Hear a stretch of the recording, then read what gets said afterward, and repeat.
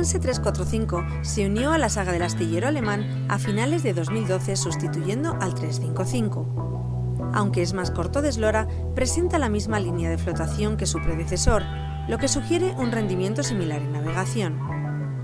Se caracteriza por ser rápido y de fácil manejo, y en él destaca la amplia bañera generosa para un 34 pies.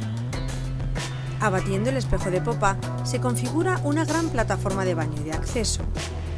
La bañera queda totalmente despejada, con una gran mesa central de alas que incorpora en su parte de popa la gran pantalla de navegación Simrad, bien visible para el timonel. Las dos ruedas de gobierno, de gran diámetro, están montadas sobre pedestales inclinados, lo que supone que no son obstáculo para el paso a popa.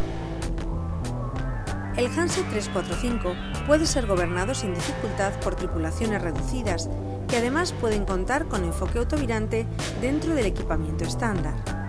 Una sola persona puede maniobrar el barco con absoluta confianza, dado que drizas, escotas y rizos se controlan desde popa.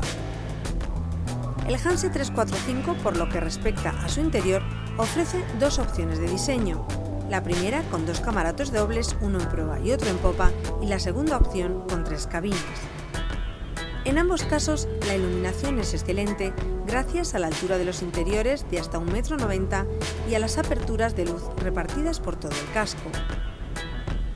El astillero ofrece la posibilidad de personalizar el barco tanto en el color del casco como en diseños de interior, maderas o tejidos, ofreciendo también diferentes opciones de distribución interior. En cuanto a detalles, no se echa nada en falta.